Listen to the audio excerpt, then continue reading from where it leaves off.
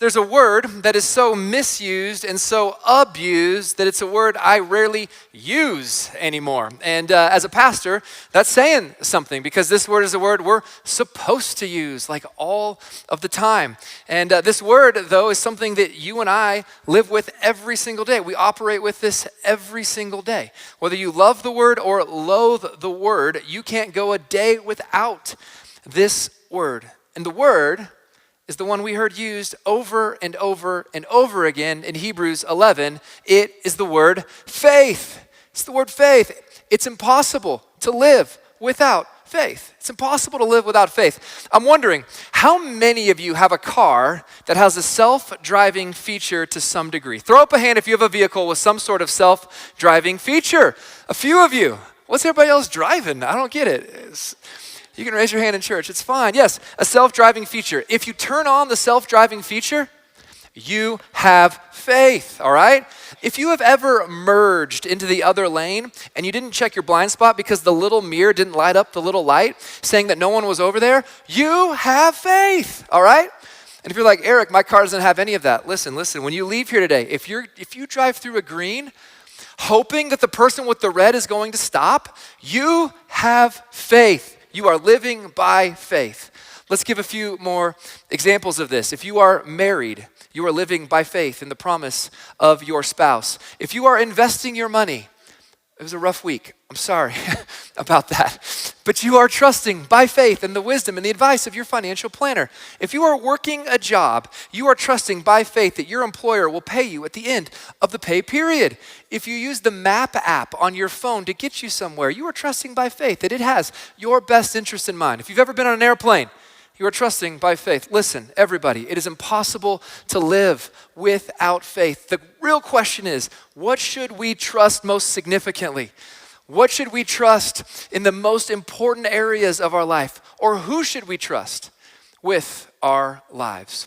That is the question we should be wrestling with. So what is faith really? Faith is not just a church thing, not just a spiritual thing. This is a real life, everyday reality type of thing. So what is faith really? That's the title of today's message. And to begin, I want to talk about what faith really is not. Let's talk about what faith is not for just a moment, all right? First, faith is not belief without evidence. Faith is not belief without evidence. That is superstition, all right? That is superstition. Faith is not this. It's not a feeling one gets. That would be emotionalism. When you have warm fuzzies, right, and you get the goosebumps, and you're like, that song, and Ryan was jumping around, it was perfect, it just felt so right. Is that faith?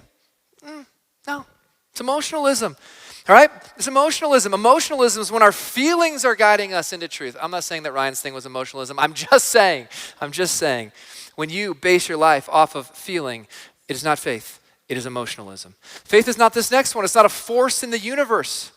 A force out there, and if you can just harness the force, you can get it to change your circumstances. That would be mysticism. And faith is not blind or wishful thinking. That would be just optimism, all right? And if you have walked away from faith, or if you have wanted nothing to do with faith because your definition of faith was one of those things, good. We should all walk away from those definitions of faith. So what is faith? Well, let me give you a simple general definition, and we'll break it down and we'll learn about it from a few different angles in Hebrews chapter 11. Faith is this. Faith is active trust rooted in evidence and revealed in obedience. Active trust rooted in evidence, revealed in obedience. I'm a simple person, and if you can remember this simple acronym, TEO, you have it down. Trust, evidence, obedience. That is a simple definition of what it means to have faith. I have trust, I've investigated the evidence, and now my trust can be seen through some sort of obedience. This is real in my life. And this is what we see in Hebrews 11. So let's peek back into it, taking a look at verse 1, 2, and 3. We see this. Now faith is confidence in what we hope for. Confidence is a way of saying active trust. If I am confident that someone is going to come through on something, my trust is very active. I have confidence. I have assurance that they will be who they said they would be. They will do what they said they would do. Confidence, assurance, active trust, those words all work together. And what we hope for, and assurance about what we do not see. I'll circle back to this in just a moment. Faith always includes something that you cannot see. Trusting in something that can't be seen just yet. And if you're like, Eric, that's the problem I have with faith. I only trust in what I see. No, you don't. You already have placed your trust in something, hoping for it, even though you can't see it just yet. I will come back to that, illustrate that, and prove that in just a little bit. Verse 2, this is what the ancients were commended for. By faith, we understand that the universe was formed at God's command, so that what is seen was not made out of what was visible. By faith, we understand. This is not saying we want this to be true, and so we kind of conjure up a whole bunch of faith, and now we understand it. By faith could also be understood this way, in faith. Or we trust. We've looked at the evidence of the universe, and now we've placed our trust in God as the one who began it all. Active trust based on evidence as seen in obedience. We live in light of this. So we're going to study Hebrews 11 today. We've been studying Hebrews for the last 9 weeks. We are in part 9 of a 10-part series. Every message you can find online.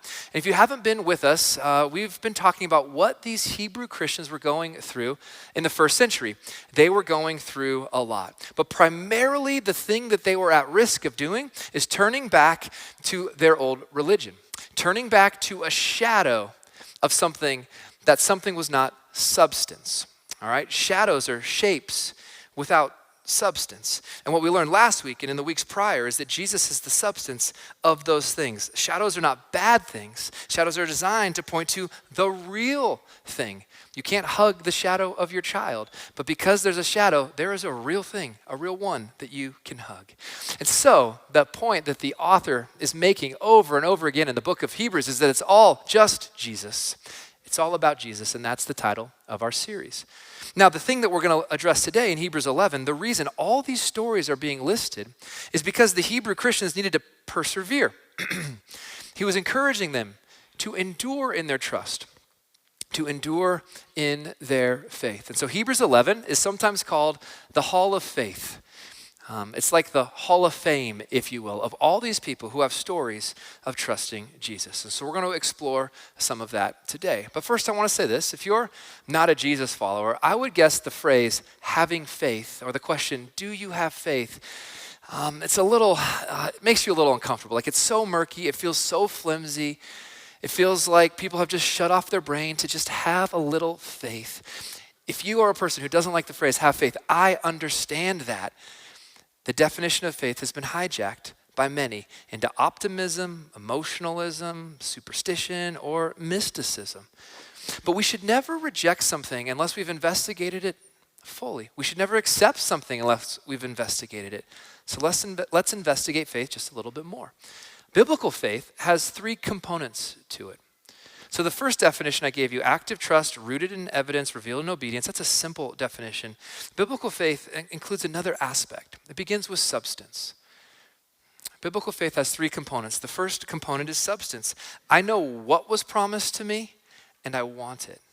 I know what was promised to me, and I want it. In this series, we've had to parse out the promises God made to others and the promise God has made to us. All right, not all promises in the Bible are your promises in the Bible. They were made to other people at certain times for a certain purpose, but there are promises to you. So, biblical faith has substance. I know what was promised to me, I want it. It also has evidence. I have evidence that the promise can be trusted. And here's the third word. We're going to come back to this in a moment, witness. By the way I live, my trust can be seen and confirmed. By the way I live, I am a living witness of the thing I'm trusting in. And by the way that you observe my life, you are a witness to the trust that I have. Let me explain all of this in a real practical way. This is not just a church thing. This is not just a spiritual thing. This is how trust just works. Imagine that you want to take a spring break trip. You want to go to Cabo, all right? Some of you watching are probably in Cabo. Pastor Paul, looking at you, all right? In Cabo as we speak, all right? Delta promises to take you to Cabo. There's substance to their promise. They say, we go there, we fly there, we will get you there, all right? Most likely, we will get you there, all right? There is substance to their promise, and you think, I would love that. I want that. So what do? You buy a ticket. You get a plane ticket, all right? And you've investigated Delta. At least you know, for the most part, they are trustworthy. They are a trustworthy organization. They will get you to where they said they would get you. There's evidence, all right? So there's substance. They will get you to Cabo. There's evidence. They've done this before. They have got people to Cabo. So you decide to place your faith in the organization. You step across the line, the threshold from the jetway to the plane. You make your way to your seat. You sit down. You put on your buckle. This is active trust. The flight attendant can come and check, and you put up your tray table. And all of this is you being a witness to this whole operation being a trustworthy thing. Now listen, here's the unseen part. You are not in Cabo yet. You are not there yet. You have placed your faith into this organization. You've seen the substance of what they've promised to you. You've seen evidence that they can be trusted. You are a witness that you are trusting this thing, but you are not in Cabo just yet. You have not touched down. There is something unseen yet to all of it. And yet there you are, trusting it. This is how faith is. And I get it. Trusting God is incredibly scary. Trusting God is incredibly difficult because it does include some things that are unseen. I get that. But unseen does not mean unreasonable. When you fly to Cabo, it is very reasonable that you will land there, but it is unseen yet. Trusting God, there is something unseen about it. I understand that. But it is not unreasonable. Trusting God understands the promise that he's made to you, the substance of his invitation to you. And the substance, if I could just sum it up as briefly and as quickly as possible, is that you are right with him because you are with Jesus. You are right with God because you are with Jesus. That is a promise he has made to you. You are forgiven. You are good with him. You are righteous in him because you are with Jesus. We trust that promise. That's the substance of the promise he's made to us, and I want that. Is there any evidence to support this? Yes, the life, death, and resurrection of Jesus is supporting all of this, that everything Jesus said is true. It is game on for Christianity. And are there witnesses of this? Yes. Millions of people across the globe, hundreds in this room today, have lived this. You can witness their lives. And by living that way, they are witnessing to you that this is meaningful and that this can be trusted. So this is how faith works. Now, I said I would circle back to this idea of witness for just a moment. Let's circle back. Witness is an interesting concept. Maybe you've heard somebody bear witness before. Bear witness. And perhaps when they did that, they did it with tears in their eyes. Maybe on a stage with a microphone, and it was so sincere, and it was so authentic, and they were bearing witness, and you thought everything they're saying must be true. Is it? Listen, if something is true, people will witness it. But just because someone is bearing witness of it doesn't mean the thing they're bearing witness of is true. Because false witnesses exist. Let me explain it. Last night I went to the Utah Hockey Club and we watched them beat up on the first place team in the league. It was incredible. It was a wonderful game.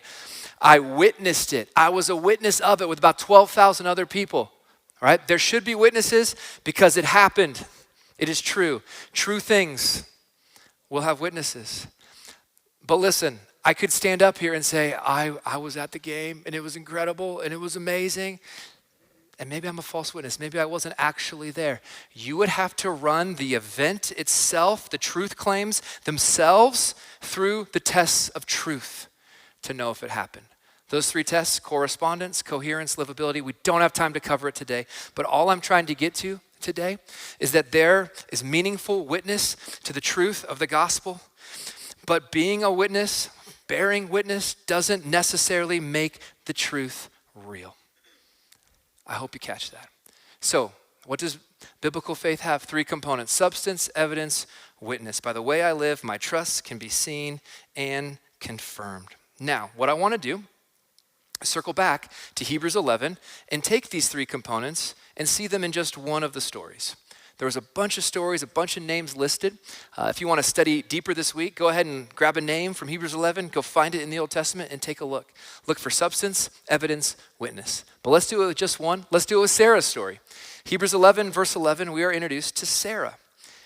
And by faith, even Sarah was married to Abraham. God made a promise to Abraham. The promise to Abraham is not the promise he made to you, although the promise to him affects you. But the Abrahamic covenant, that promise was that there would be blessing to the entire world through Abraham, through his descendants. But there was Sarah, not experiencing that promise just yet, living in a moment where it was unseen, tough circumstances, all right, tough consequences. She's living in the moment. What would happen? Well, by faith, even Sarah, who was past childbearing age, was enabled to bear children because she considered him faithful who made the promise. Now, a couple things for us to understand this. This section of Hebrews 11 starts with by faith, by faith, by faith, by faith. And when we hear that word by, that preposition used, we think faith made it happen. That's one way to read the word by faith, that preposition. Another would be to read it like this, with faith, or in faith, while faithing, okay? While having active trust. Listen, when we hear by faith, because we've been conditioned to think of faith as a force, we can't really unsee what's happening here. We can't unsee it. We put these lenses on and we're like, by faith, faith is a force. By faith, faith is a force. By faith, faith is a force. Sarah had this faith and she got all of this to happen in her life. That's not how we read this. We've been given lenses, glasses to see it, and it's so hard for us to see it another way. By the way, faith is the subject of this whole chapter. When we translate Greek to English, we put subjects at the beginning because in English, it's word order driven, the subject comes first. And so we think this is by faith, as if it's the catalyst. No, I think we should read it like this. Sarah kept on trusting, and God delivered on his promise. Her trusting didn't make God deliver on the promise. He was always going to. So the power in the moment, the power in Hebrews 11:11 is not in Sarah's faith. The power is in God who makes a promise and powerfully keeps his promises. So Sarah had substance. She knew what was promised to her. She had evidence. She had seen God work throughout the history of her people. And while she trusted and while she waited on the unseen thing, people could witness her trust. And God delivered on his promise. Substance, evidence, Sarah was a witness. Now, as you think about that, as we begin to wrestle with that, I want you to know it's the same pattern emerges in all the other stories in Hebrews 11 as well. I put them up on the screen just to give us a list of all the names that are talked about. We see the same pattern, substance, evidence, witness, in Abel and Enoch and Noah and Abraham and Sarah and Isaac and Jacob and Jephthah and David and Samuel, the prophets and more. Joseph, Moses, the Israelites, Rahab, Gideon, Barak, Samson. If you read their stories, you will see these same three components: substance, evidence, witness. Now, if you're here and you're a bit of a cynic on the inside like me, you're thinking, great, all those people just lived happily ever after. This is where I check out with faith because the real world's not that way. And all these faith people are like, just have faith and your world will get a whole bunch better. Like, you got to see what comes next. There's a sobering reality that comes next in the text that lets us know that faith is not like that. It's not a happily ever after type of life here and now. Let's take a peek at what the author includes next. In Hebrews 11, picking it up in verse 35, we see this. Women received back their dead, raised to life again, but there were others who were tortured, refusing to be released so that they might gain an even better resurrection. There was something on the other side of this life that they were waiting for, okay? Some faced jeers and flogging, even chains and imprisonment. They were put to death by stoning. They were sawed in two. They were killed by the sword. They went about in sheepskins and goatskins, destitute, persecuted, and mistreated. The world was not worthy of them. They wandered in deserts and mountains, living in caves and in holes in the ground. These were all commended for their faith, yet none of them received what had been promised. Not in this life. Since God had planned something better for us, so that only together with us would they be made perfect. These individuals did not receive what they had hoped for in this life. They received it after they took their last breath. And they were witnesses of Jesus' life, death, and resurrection. They had faith in him through their death. And the author says that was a part of their faith being made perfect. How so? Because their faith is a legacy, inspiring us to persevere when it's incredibly difficult. Their faith story was made complete because their faith story lived on after them in this life. And it's their faith stories of trusting in tough circumstances, all right, tough conditions, despite consequences, that can inspire us. That is what is being talked about here. Because walking with Jesus is not a sprint, it's a marathon. And some here today are just starting that race, and some have been walking it for quite some time. And what the author says next is designed to encourage enduring faith when it's incredibly difficult. Let's look at Hebrews 12 now. Hebrews 12, we see this. Therefore, since we are surrounded by such a great cloud of witnesses, there's that word again, let us throw off everything that hinders, the sin that so easily entangles, and let us run with perseverance the race marked out for us, fixing our eyes on Jesus, the pioneer and perfecter of faith. For the joy set before him, he endured the cross, scorning its shame, and sat down at the right hand of the throne of God. Remember, the Hebrew Christians are considering giving up on their journey with Jesus because it was so difficult.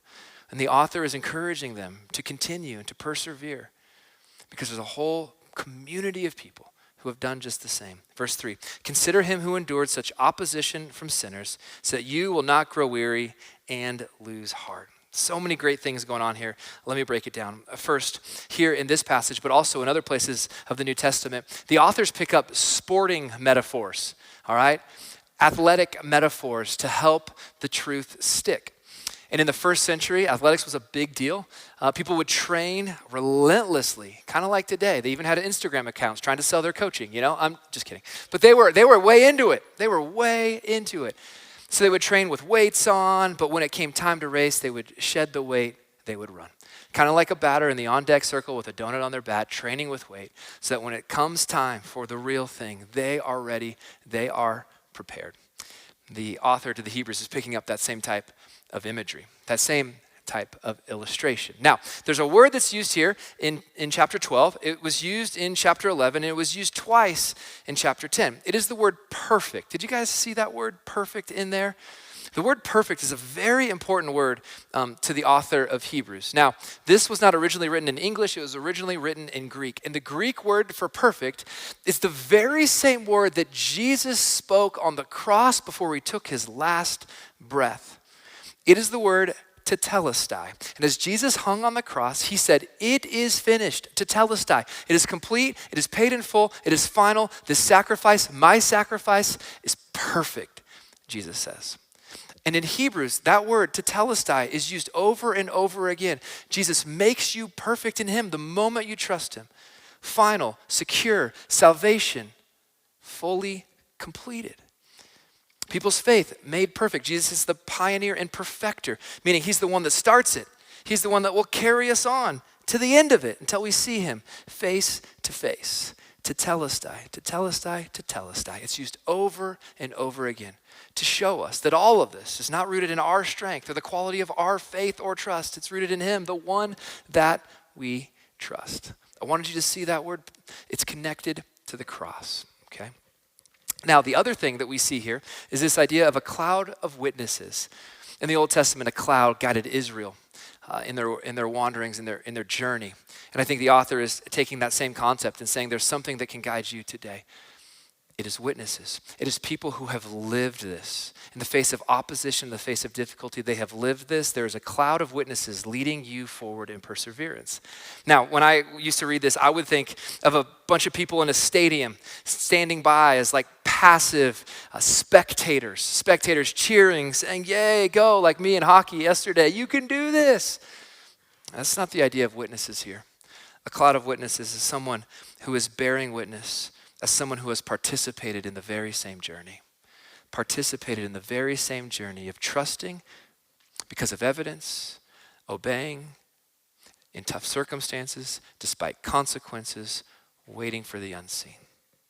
That's it, waiting for the unseen. And we've just learned that on this side of heaven, this life, that thing is still, we're waiting for this promise that he will one day wipe away every tear. And we we still wait, don't we? And this is understood with faith. You could write this down. Faith means living in the present in light of the unseen future. Living in the present in light of the unseen future. Now, here's what I want you to know. Today at SMCC, this place is full of faith. There are people who have a story of trusting, following Jesus when it's incredibly difficult and incredibly painful. I put up a list earlier, a list of people in Hebrews 11 who had faith, people who have a story. I just thought I'd throw up a list of people today inside of our church family who are going through some things, and yet as they go through it, they are trusting. The substance of God's promise that he's with us through all of it, we're made right with him because of him, and that one day he will wipe away every tear. One day death will be done forever. They're trusting here and now, and it's so incredibly difficult. Here's the names: Varent, Rick, Terry, Bill, Nancy, Angela, Bryce, Sierra, Rudy, Peter, Bob, Paul, Alexis, Chelsea, Chandler, Leslie, April, Jojo. Hopefully all of those names are pretty generic. These are real people besides Jojo. Jojo's like, hey, there's only one Jojo at SMCC, I'm pretty sure. These people have shared their story with me, and they're going through some things, and they're around you in this room, they're at this campus, and they're trusting, and they're waiting, and they're banking on the promise Jesus has made to them, that they are right with God because of him, and they are banking on the day that one day every tear will be wiped away. Death, disease, cancer, all of it will be no more, but they sit and wait today. And you might say, why would they do that? All of faith is sitting and waiting for something unseen. The reason they do that is because the evidence of Jesus' life, death, and resurrection is overwhelming. Who else would you trust with your life? So, as I think about applying all of this, and how do we want to wrap all of this up, as we think about the cloud of witnesses, I think the easiest way to apply this, a really simple way, would be this way. Have you ever considered a mentor? Have you ever considered inviting another witness into your life who can walk with you and encourage you? Have you ever considered being a witness in someone else's life as a mentor as you walk with them and encourage them? Call it an advocate, an encourager, a cheerleader, call it whatever you want. Cloud of witnesses help us persevere. To which you might say, Eric, where do I find those people? smccmentor.com? No, you just got to get in some rooms, guys. Get in some rooms with some people. Go to the men's breakfast, go to a Bible study, go to a women's study, hang out with some people, and don't be like, hey, please, could you be my mentor? Just get to know them and let the relationship develop. I want to introduce you to a guy that's been in my life for 20 plus years. This guy on the left is Brian Hull. It's a really bad picture. We took this picture right over here. This is Pastor Brian. When I was 17, I read the Bible for the first time. I had some friends at school who were doing a Bible study. I wanted to read the Bible to see why they were crazy and why they shouldn't be doing that. And after about 2 weeks of reading the New Testament, I was a Jesus follower. And I thought to myself, well, I don't need to go to church. That's where the weird people are. So I'm going to hang out with Jesus in the mountains. And then I started to read in the book of Hebrews that says, don't give up meeting together as some are in the habit of doing, this idea that we were made for community. And I was like, I got to find a church. So I showed up at a church in Battleground, Washington. There was like 40 people there. The music was terrible. The paint color was terrible. It was just not a great experience at first, but they loved me there. And as I walked in, the first time I was there, I met Pastor Brian. And Brian says, hey, what's your name? I was like, hey, I'm Eric. He said, glad you're here today. What's your story? I was like, well, this is all new for me. I go to high school. I'm on the golf team. He's like, you play golf? You want to play? Next week, we'll go out and play 9. And I said, yeah. He was like, I'll pay. I'm like, perfect, all right. So he paid for me to play golf. And as we were playing, he said, do you have any questions about this thing called following Jesus, Christianity? I said, yeah, I got a lot. And he was like, well, let's do breakfast next week at Julie's Cafe. And there, for a couple years, we'd meet at Julie's Cafe, and I would ask him all of the questions that I had. He would coach me. He would mentor me. He would help me write the first sermon I ever preached. He did premarital counseling with Carissa and I. He did the wedding. He officiated the wedding, and he was there right here in this room when I took my next step into the role that I'm in today. For 20 years, Brian has been in my life. And on the first Monday of every month at 10 a.m., Brian and I Zoom even now.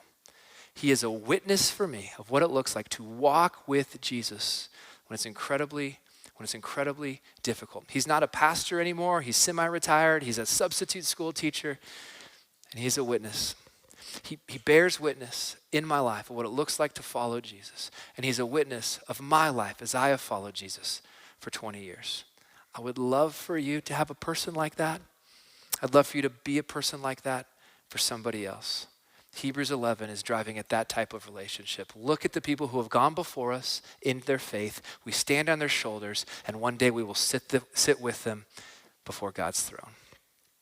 So what is faith really? It's active trust, rooted in evidence, revealed in obedience, where we know the substance of the promise made to us. We've investigated the one who has made the promise, and now we are a witness of this to the people who see us, and the people who see us witness our trust.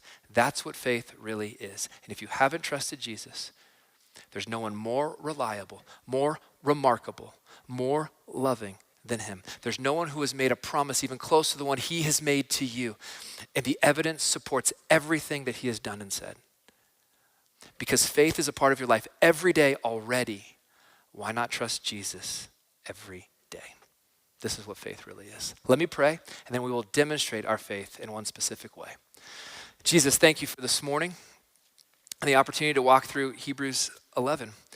I'm grateful for all the names listed there. People who trusted you when it was difficult. People who trusted you through tough circumstances, despite consequences, waiting for a promise that was unseen. And now we realize that that's not unreasonable. Life is built that way. We are already doing that. We are all doing that. And I just pray now we would investigate what it means to trust you. We'd investigate what you've said. We would investigate who you are. We would investigate the resurrection and see the evidence of it.